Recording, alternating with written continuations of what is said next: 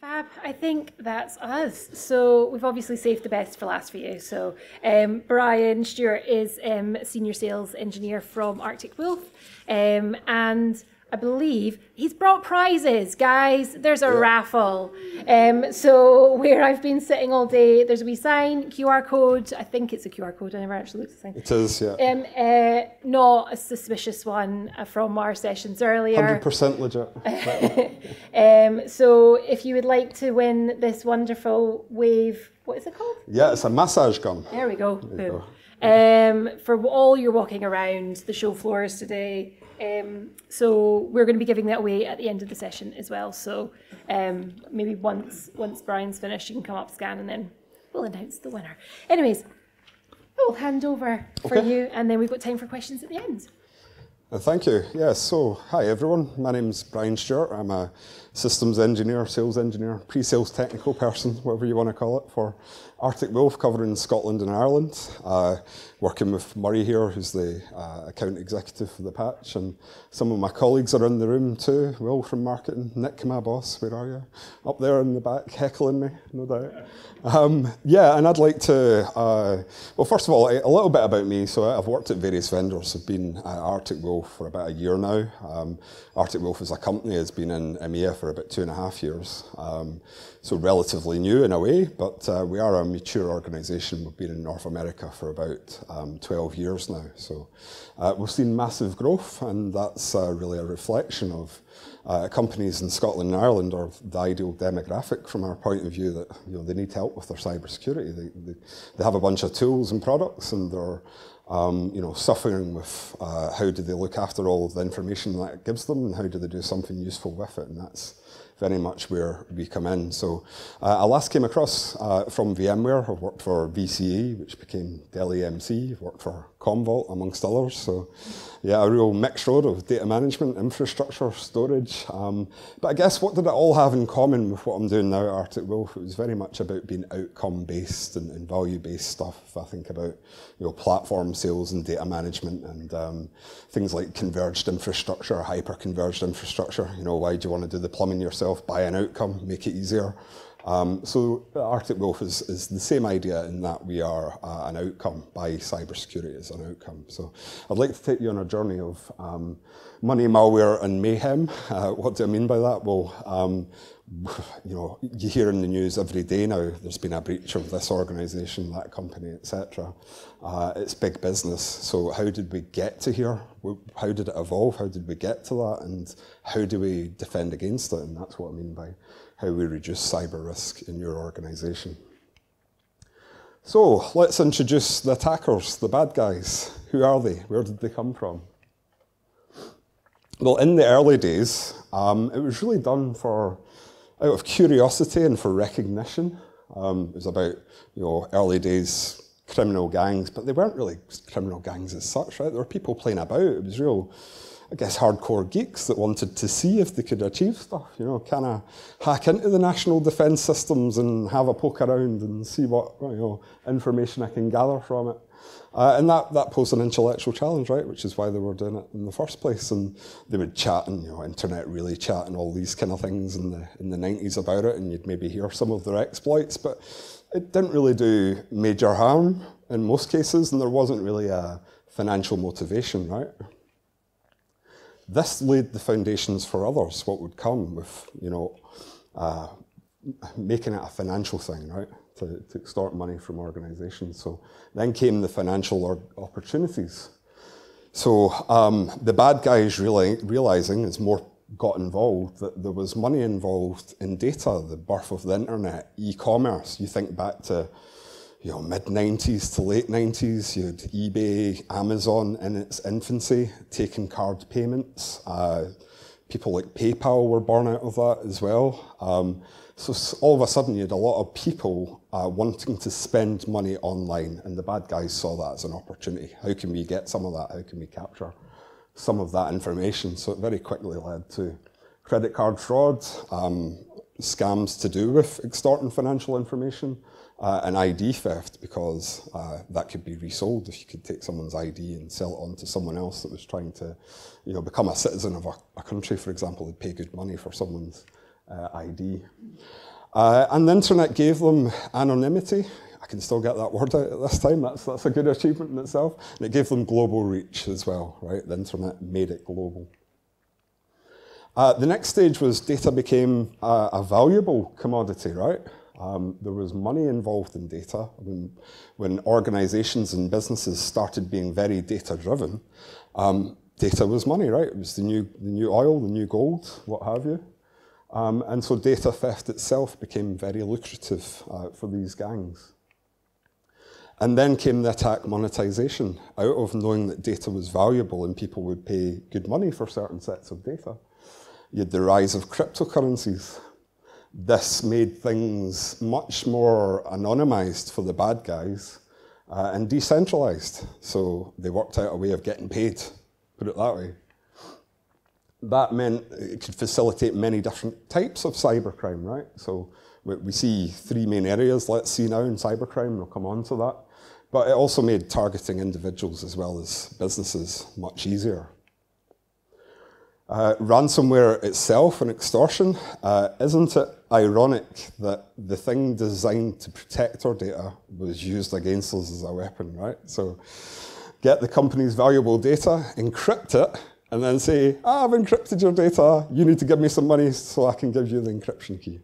That's where it was born from, right? Ransomware and extortion. This is what companies don't want to see when they come in on a Monday morning on all their computer screens, right? And I've spoken to many organizations that have had exactly this, yeah. You've been ransomed. What's happened to my computer? How do I pay? Well, send some Bitcoin to this particular wallet address, and that's how you get the decryption key to get your business systems back up and running again. So yeah, that's all the ransom and extortion. It was easier to get money out of organizations, out of individuals as a result. And then came cybercrime as a service, and this is more recent, but it's been around for a while now. And that was really making it less of a skilled thing to become a cyber criminal. So you have GUI-driven cybercrime, right? You can buy from different cybercrime gangs access to their tools to be able to scan an organization for a vulnerability, exploit that vulnerability, work out how to get access to the data, and then encrypt that and demand a ransom using these tools. And then from that, we also have a related area, I guess, that's something a bit different, is the nation-state-sponsored cybercrime. So if we look at, conflicts in the world just now, like what's going on, Ukraine and Russia, you have nation-state-sponsored cybercrime gangs targeting each country's national infrastructure to try and get an advantage in that war. So that kind of blurred the lines between geopolitics and crime, right? So you're targeting those things and generally looking to cause some disruption and chaos, or even kind of forgetting the war angle, thinking about things like intellectual property theft, right? In some countries, won't say any names, have less regard for intellectual property than others, right? And they will use that to get ahead, and that's why you're seeing some of the trade embargoes going on from the US and such like, because they're very worried about IP theft. So where are we now? It's a very lucrative business. It's about an $8 trillion industry. That's massive. I think if you ordered that as a country, it'd be the third largest country in the world. That's quite shocking and staggering in itself. We see about 30 billion in ransomware payments per year, about 26 billion in extortions, financial extortions from business email compromise cases. And that's growing year on year, right? The amount of spending that's getting done to defend grows year on year. Where are we at now? About 200 billion a year getting spent in security products and tools to try and defend against this. But what you're up against is not some bit part actors. You're talking about companies, cybercrime organizations with hundreds of employees, an HR department, an infrastructure spend in the millions, an employee of the month. Right? That's what we're all up against, right? They're not just playing at it, they're doing it really seriously. So yeah, Arctic Wolf's perspective, when we look at all this and we try to see how we can help organizations that we work with, we do this trends report annually, and the 2023 trends report you can get from our website and kind of see all the kind of detail around this, but it was simply done to create a snapshot of developments in the cybersecurity market for the last 12 months. You'd think that'd be pretty straightforward. It has a bit of a complex way of going about it, but it's all about being able to learn from the past, plan for the future, help you as organisations to justify your position and why you need to, take cybercrime seriously, and understand how your organisation might compare to peers in your industry. So what did we find? First of all, who did we target? So we targeted about 700 global IT security decision makers. That was the split, so about 20% of those were owners, about a third directors or VPs of companies, and the rest, about half of them, were C-level executives at their organisations. Just to understand what they saw as the top challenges in their organisations, especially around cybersecurity and cybercrime, what the security roadmaps were for this year, and what the obstacles were from their perspective to being able to improve their position from a cybersecurity point of view. So one of the top trends is ransomware is a threat that's here to stay. Of the organisations surveyed, about half of them saw ransomware as their top concern. So that's a big number, right? And about a third also saw phishing and business email compromises as major top concerns for them. So those are the three main areas, I guess you could say, from an attacker's perspective of extorting money from your organisation using one of these kind of breaches, these attack vectors. About 42% of the organisations surveyed have suffered a ransomware attack in 2022. So yeah, some of them will tell you, some of them won't, but of the ones that we surveyed, this was the number that came out, and about 3% more were unsure if they were victims. They suspected they might have been breached, right? No such thing as being half pregnant, but yeah, some of them were. So when we asked them, the ones that had been breached, that admitted to being breached, did you pay the ransom? This is what we found. Only about a quarter of them didn't pay the ransom. The other 3/4 paid the whole ransom, paid part of the ransom, and usually if they have an incident responder that can work out what the bad guys have touched and what they've not touched, that can help in ransomware negotiations to say, well, you're demanding 10 million from me, but I know you've only touched this. No, I'll give you $1 million. And that's the kind of negotiations that goes on with incident responders, and that's one of the services that we provide. But 3/4 either paid the ransom, part paid the ransom, or let their cyber insurance carrier pick up the tab, right? And the result of that is 25-page questionnaires for cyber insurance and premiums that have gone off the charts. And for many organisations we speak to now, it's hard to get cyber insurance. Or the premium's so high now, they're finding it hard to justify. They'd rather invest in tooling and operations to prevent against it. We see a need for both, right? A way to prevent against it and for, let's say, risk transfer, because I guess the dirty secret in cybersecurity is that you can't stop everything, right? There's always some residual risk. The bad guys can get through. Then what happens? What do you do about it in that case? So breaches really are the flip of a coin. About half of organisations we spoke to admitted to suffering a breach of some sort, ransomware or otherwise, in the last year. So pretty staggering stuff when you think of it in that term. Half of your organisations in this room have been breached in the last year. That's incredible. I found that hard to believe when I started working in the cybersecurity industry, but then you hear other statistics from analysts like Gartner, Forrester, IDC, things like the bad guys are in your environment for 6 months on average, undetected, before they might make a demand for ransom. Right? And what are they doing in that time? They are working out, they're establishing persistence, right? Making sure they stay in even if they're discovered. They're working out what the crown jewels are in your environment, what is the valuable data in your environment that they can encrypt and demand a ransom from, or who's the right person to target from a business email point of view that's a valuable person at your organisation. So they're doing all their homework, and then they're only making these financial demands when they're sure that they're going to get paid because they've locked it down that much, right? There's even cybercrime as a service gangs that will do stuff like get rid of the backup in an environment. So you've got one cybercrime gang in your environment, they've established persistence, they've said to their mates, like Black Hat or something like that, that does these kind of things. Can you sort out the backup so they can't recover from backup? Then they know they've got the customer, the organisation by the short and curlies. There's no way of getting out of it. They've got to pay the ransom if they want to get up and running. And that can be catastrophic to businesses, right? It can be business ending. Many we speak to have actually said that to us. You said, have you worked out what a breach would mean for you in terms of financial repercussions, business reputation, kind of damage? Some of them say, we might be able to work based on paper for a couple of weeks, and they've not really saw the enormity of the threat yet, usually. And others have gone hands down, hands up, it's business ending for us. We trade in reputation, we can't suffer a breach or a known breach.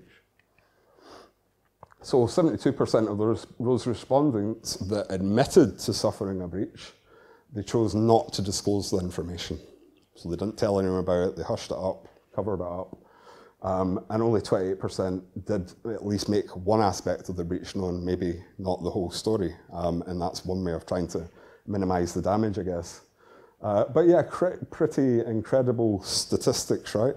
Looking at half of you have been breached, and some of you will admit to the breach to different, depends on your industry, right? If you're highly regulated, there might be fines to do with a breach and disclosure that has to happen, or you're in big trouble.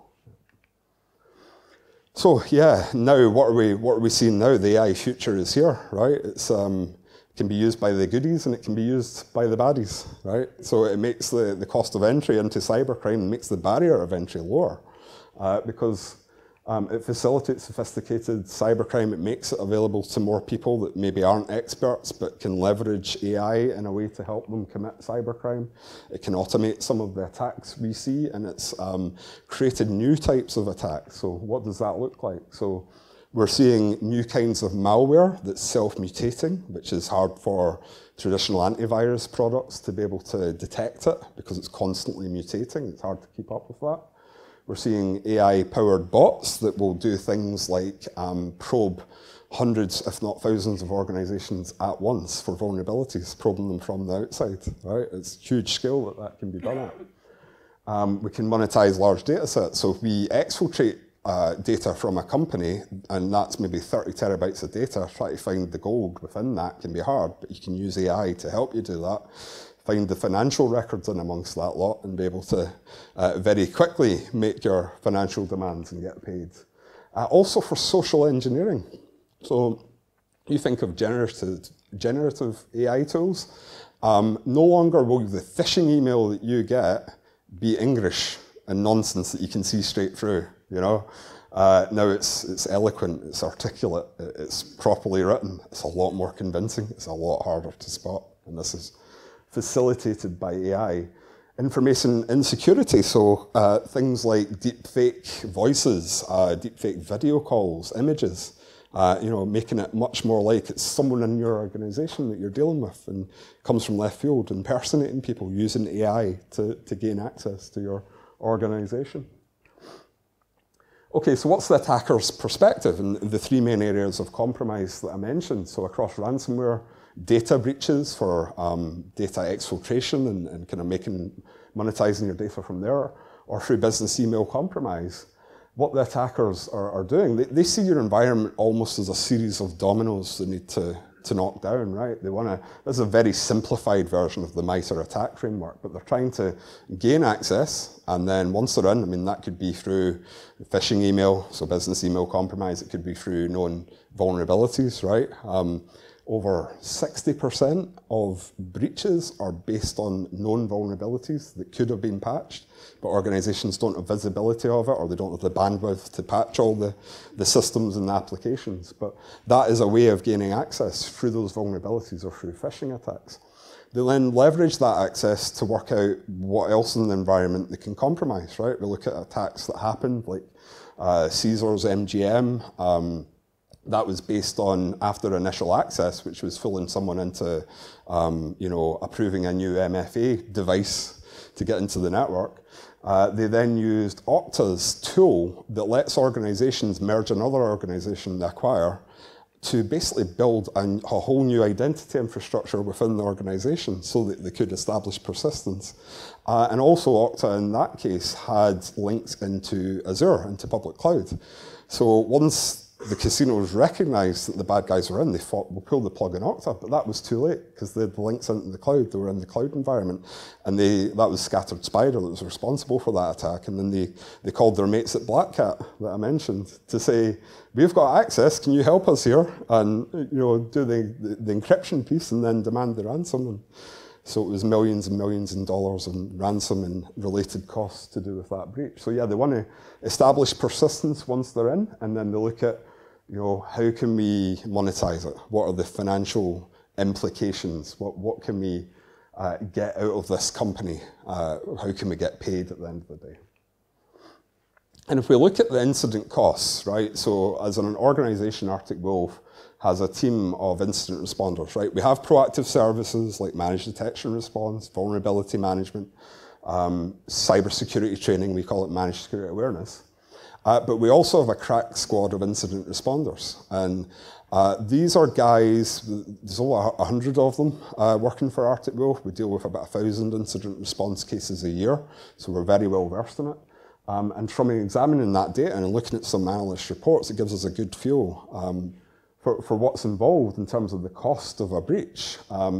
And it also helps us, I'll show you an example, we've got a tool on our website called the Cost of a Breach Calculator, and it's based on actual incident response cases, what were the costs involved. So you can put in, what industry you're in, manufacturing, legal, services, whatever it might be, the number of users that you have and your annual turnover, and we'll give you a pretty accurate cost of a breach, right? And that can be useful from a justification point of view when it comes to cyber operations services.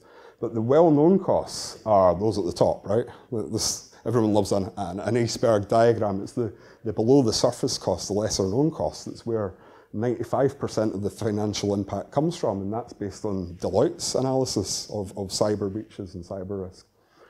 So yeah, the well-known ones, pretty obvious, but the lesser known costs are things like, what is the ransom payment, right? It can be many millions of pounds. The lawsuits off the back of the breach and the data that was compromised.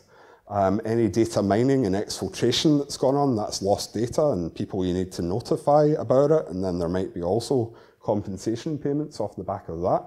Even credit monitoring, so if your users are breached, it could impact their credit reports, right? So you need to pay for services to fix that and to monitor their credit reports over time. But there's also, and thinking about this in terms of cyber insurance, what you see in white is where your cyber insurance cover typically ends in terms of picking up the tab.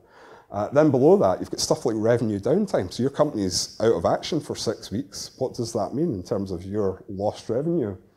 The wasted payroll that didn't happen, employees didn't get paid. There's costs to do with that and to fix all the charges that employees have encountered as a result of it. The loss of future revenues to do with reputational damage and supply chain impact of not wanting to deal with you as a company anymore because they see you as maybe not where you should be from a cybersecurity point of view. The impacts to cash flow from that, the increase in insurance premiums. If you've been breached, are you going to get insured for the same amount the next year? Probably not. And then, if you're a publicly traded company, the stock price can take a real hit, and there's hundreds of millions of pounds being lost for publicly traded companies that have had a cyber breach. Oops, click. Yeah, so this is an example from our cost of a breach calculator. So myself and Murray are out speaking to many customers every week in Scotland, and they're usually somewhere between 200, 2,000 user type organizations. Inevitably, they've got a small IT team, maybe 1 to 6 people, depending on the size of the organization. You have people wearing many hats, and nobody's particularly responsible for cybersecurity, but they're trying to do their best. But if we help them work out the cost of a breach for this kind of average profile of company, this is based on someone we spoke to. Obviously, I'm not going to give the name away, but they were in the manufacturing sector. They had 200 users. Their annual revenue was about £50 million. And if we looked at that profile of business against the cost of a ransomware attack, it's about £2.5 million for a ransomware attack. So not just the ransom payment itself, right? That's one part of it.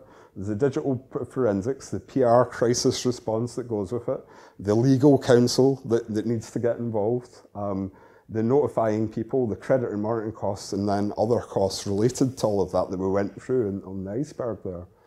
For business email compromise, about 660K. If they had that kind of attack, it would cost them. And if they suffered a data breach and data exfiltration, then it would cost them about $500,000 for that profile of organisation. So if you speak to financial people that want to assess the financial risk, right, this can help, because we work out, based on how likely each kind of attack is likely to happen, the incidence of those kinds of attacks, right, 9%, 6 and 15 respectively, the combined annualised risk for this organisation is £336,000 a year. Right, so that's pretty incredible. They know that every month that goes by, there's kind of £40,000 of risk attributable to not addressing cybersecurity, and that really hits home and can help you to justify things as well. So yeah, that's the link to that. But yeah, just search Arctic Wolf cost of a breach if you want to have a look at that yourself. So how do we defend against all of that? Right? How do you address it? What do you do about it? So our approach, our view is it's not about cybersecurity tools or products, right? Everyone's got those in abundance. You've spent money on endpoint software, you know, you've got firewalls in your organization, you've got multi-factor authentication, you've got email filtering, all of these things. And it all does a job. It all generates security telemetry from your organization, and it might generate alerts, right? And if you're that small IT team trying to deal with all of that telemetry and alerting, typically it might go to a help desk mailbox on a Friday afternoon. One person's targeted with sifting through all that if they've not got anything else on their plate, right? So it might happen, it might not. Very hard to deal with, and that's how these breaches normally take hold, because they've got great tooling, and if you look and read any of the analyst reports on the big breaches, the tooling and the products aren't really the problem. It's the people and process expertise that's the problem. It's the doing something with all of that information. So our view is you need some purpose-built technology, yeah, to ingest all of that security telemetry, all the security logs, to interpret it in the right way, in an intelligent way, to apply stuff like AI and machine learning and kind of custom rule sets, as well as a bunch of threat intelligence to see the indicators of compromise in that data you're ingesting, combined with human expertise, right? We have over 600 security engineers working for us, so we're very security engineer heavy. We've got another 400 or so security analysts, so that's what we're heavy in, right? We're cybersecurity experts. We bring the people and process expertise to the party, and they're all about understanding whatever's flagged up from your environment. Is it real? Check the log sources and the telemetry involved. Only if it's real, trouble you as a customer, right?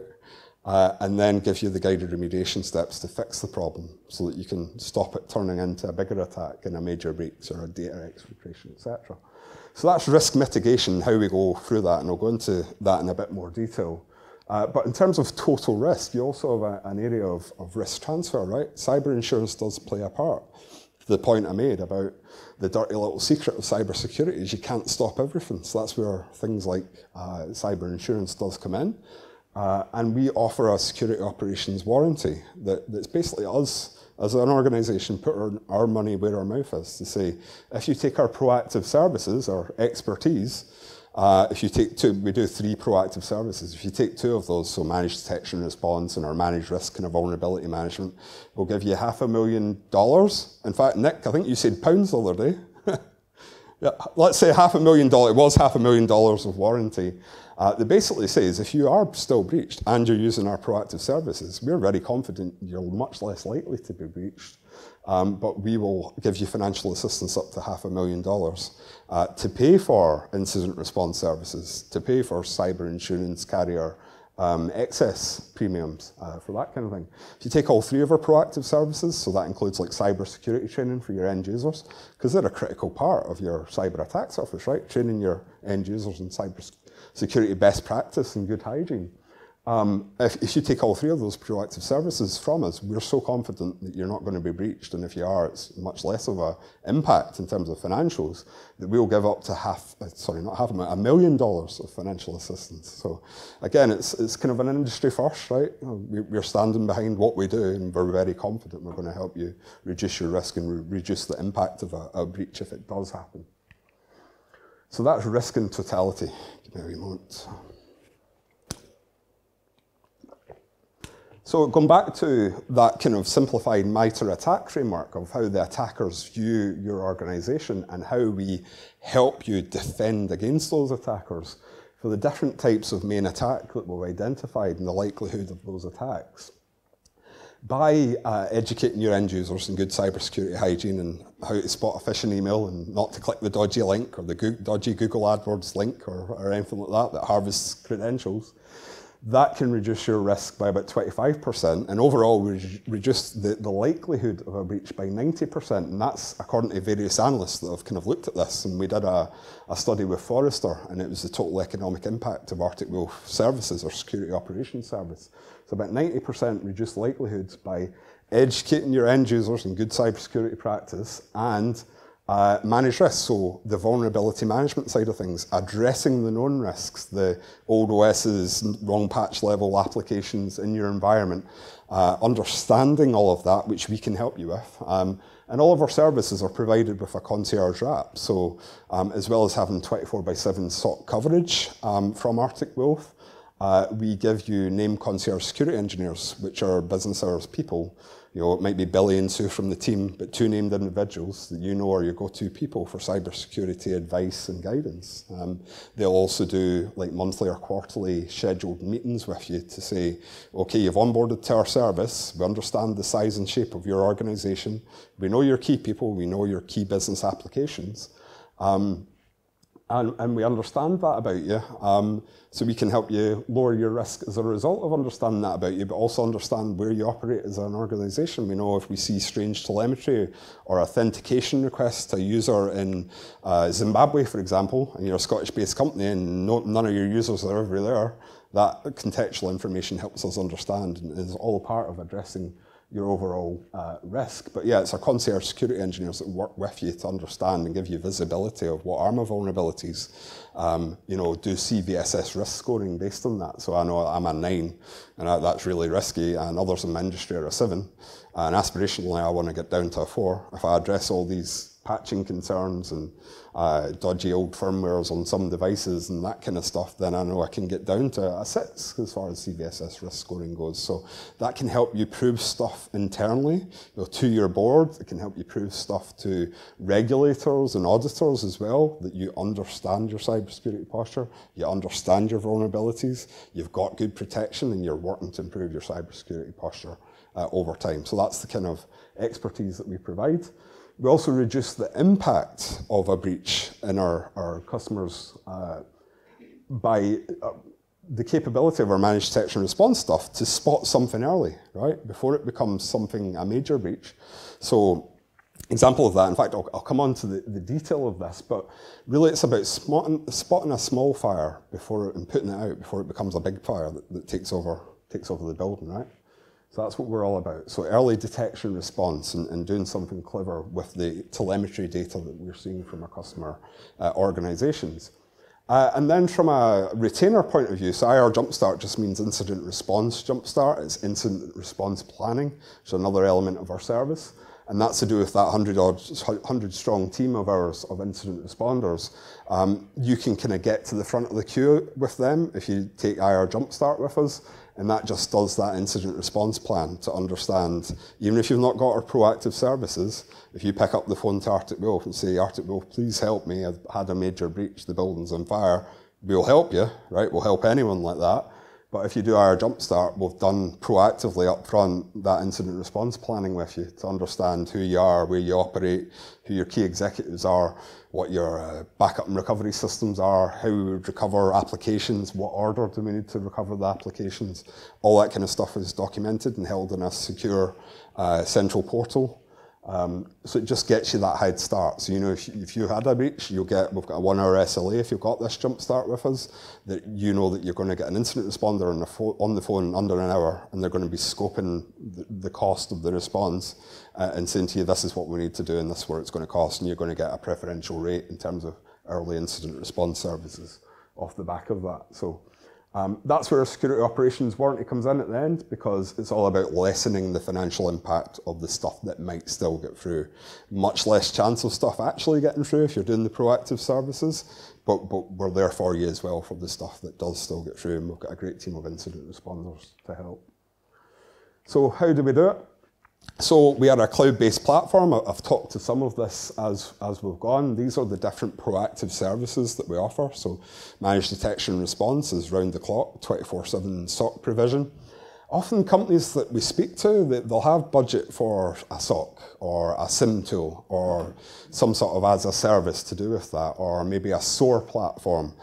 Our platform, is cloud-based, and it's based in the different AWS regions around the world. That's what we built, this cloud platform, and it's all those things in one, right? It's really SIM as a service, SOC as a service, SOAR as a service, virtual CISO services all wrapped in, because going back to the point, we're all about the people and process expertise with the technology, and this is the technology, this cloud-based platform. So what we're saying to our customers is, you've got all that valuable security tooling you've already invested in. It's generating useful security information to work out if there's a threat in your environment.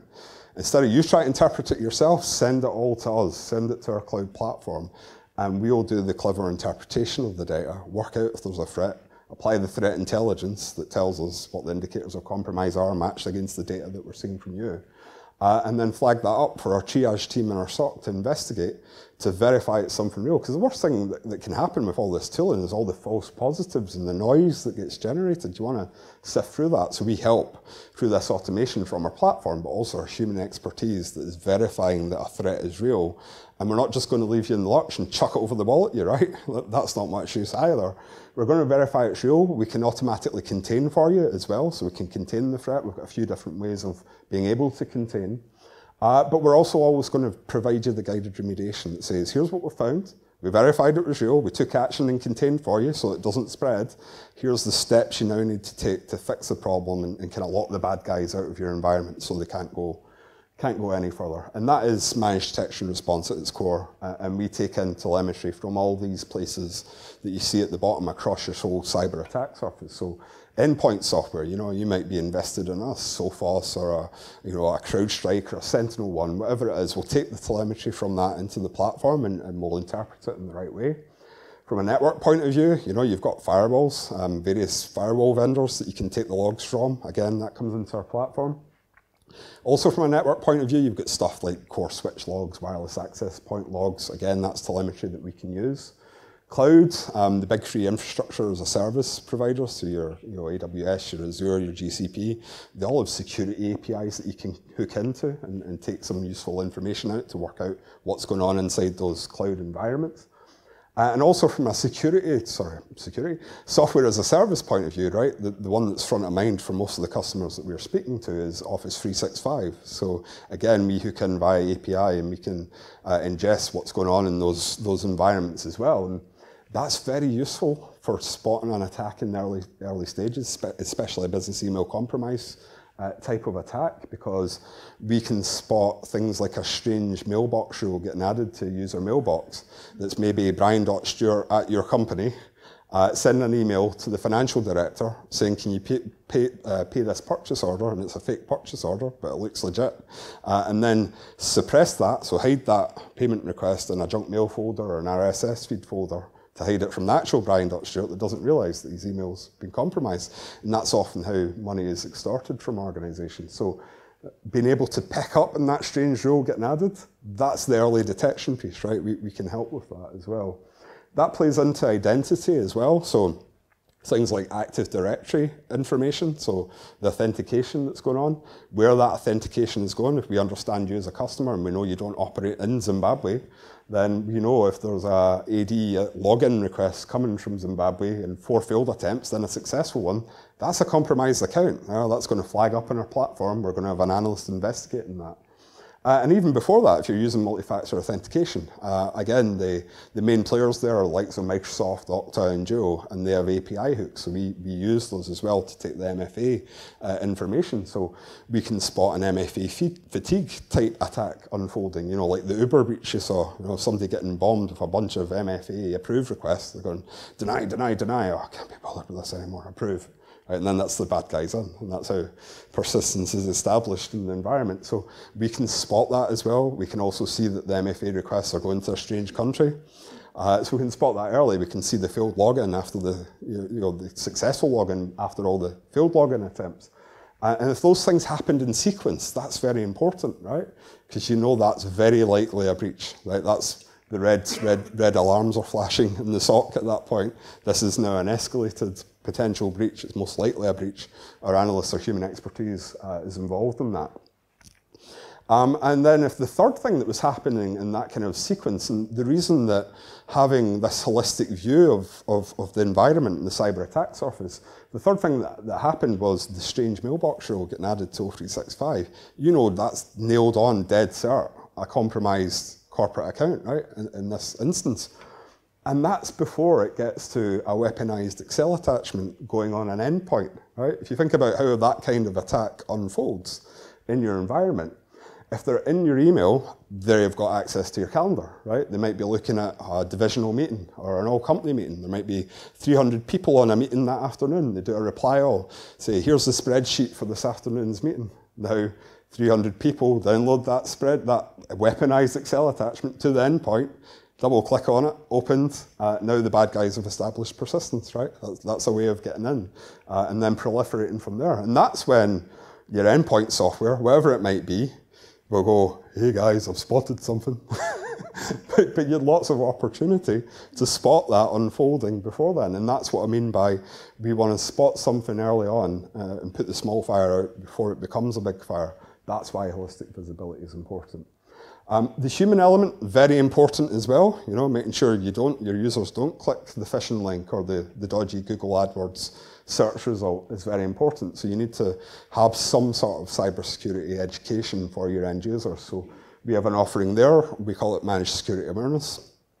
And that is a micro-learning based approach to cybersecurity education. So a bi-weekly schedule, send a video link to your users, 3 minutes or less, on a current breach, something topical, like the Uber breach, like the MGM Caesars breach. Here's what happened, here's how you avoid that happening. Do a little test at the end of the 3-minute video, a little quiz. Do a monthly simulated phishing as well, see which users click on the dodgy link. And straight away give them the remediation training. If they do click, uh-oh, you clicked on the dodgy link. Other than just saying you're a muppet and berating them for it, you actually kind of educate them on how they could have avoided it. You know, seeing the hidden domain behind the domain it was pretending to be, the sense of urgency in the body text, how to spot that kind of attack and not click on it. And report on all that and help you to prove that you're educating your end users as well. That's all part of our concierge service, working with our concierge security engineers. Managed risk I talked about, right? So the vulnerability management piece, that's one of the services we offer to do internal vulnerability scanning and external vulnerability scanning, help you to understand your risk. And then our incident response services, as I mentioned, we have a kind of crack team in that regard. So on the left-hand side, the three things there, that's our proactive services. On the right, that's very much our kind of standalone service, and we can help you for incident response jumpstart to plan for a breach in your environment. Some interesting points. If we look at the cybersecurity market and some of the other vendors out there, a lot of them will try to paint a similar picture. And oftentimes, they're maybe a tool that started in antivirus and bolted on anti-malware capabilities and maybe a fleet manager to manage hundreds or thousands of laptops or desktops. And then they call that endpoint detection and response. And you see all these acronyms in cybersecurity, right? Like EDR, like MDR, XDR, SOAR, whatever it might be. It's all language, you know, when you get started in cybersecurity that you have to learn. But oftentimes they are a tool that's tried to maybe add some more sources and say we're managed detection and response. And to us, that's not managed detection and response, right? You need to be vendor neutral, cover the whole cyber attack surface, and that's very much what we're about. But what we don't want to do is nickel and dime our customers, right? So many providers of managed security services type partners, there's loads of them in Scotland, for example, in the wider UK. They'll maybe use a cloud SIEM and wrap a service around that. But the problem there is it gets very expensive very quickly because they'll charge per source, so per security telemetry source, per log source, logs per second, events per second, gigabytes of log data. They'll charge for all the different streams. So that gets very expensive very quickly. So that's why we tried to be different there, right? We view all of this telemetry as important. We want to be the ones working out what's important in the telemetry feed, so we include unlimited data ingestion to that end, because you don't want to, as a customer, be picking your favourite child to send to university from an efficacy point of view, who you think is going to do best, right? Send it all to us and we'll work out. So we don't charge for integration packs and all that kind of stuff that others do as well. And that's because we're a cloud platform, and our Arctic Wolf Labs team is responsible for platform engineering, building new integrations. All that happens in the background because we're not a piece of on-prem software that you need to care about. You know that that's been done for you in the background by us. So yeah, we've kind of played this out, but just saying that, okay, a bit of weaponized Excel attachment or whatever on an endpoint, you can spot that much earlier on, right? So that's why it's important to have this holistic view across all of the cyber attack surface in your environment. So you can spot things like the user in your network communicating with a known bad server on the dark web. You know, you can see that external risk. You can see the failed logins, the login attempts in a dodgy country or a country you don't normally operate in. You can see from the infrastructure as a service provider or the O365 integration, strange things going on. You can see from firewall logs, intrusion attempts into your network, right? So all that gets flagged up as well. And then from the network side of things, we do networking detection and response as part of our service as well. So anywhere you've got a bunch of users behind a firewall and some infrastructure, we ship you a network sensor so we can see that north-south egress traffic too. Again, that's an opportunity to spot stuff going on before you get the weaponized attachment on the endpoint. So these percentages are just saying that in the incidents that we've responded to, only 15% of the time did that manifest originally from the endpoint, right? So there was opportunity to spot that attack much sooner. So yeah, in summary, you know, our view is tools aren't the problem, right? Tools are great, they do a job, but interpreting the output of those tools is the important part and the tricky part to be able to do and achieve. So you need to change more to an operational mindset, and that's where security operations services like ours come in to deal with all these attackers and all these attack vectors that we're seeing out there. But yeah, focus on the outcomes. Use what you've got already. You don't need to rip and replace it. Just let someone interpret it in the right way and build resilience, right? So working with our concierge, you're able to understand your current cybersecurity posture and improve it over time. Right? So the proactive side of things. And that was me. So thank you for listening, and I'll take any questions you might have.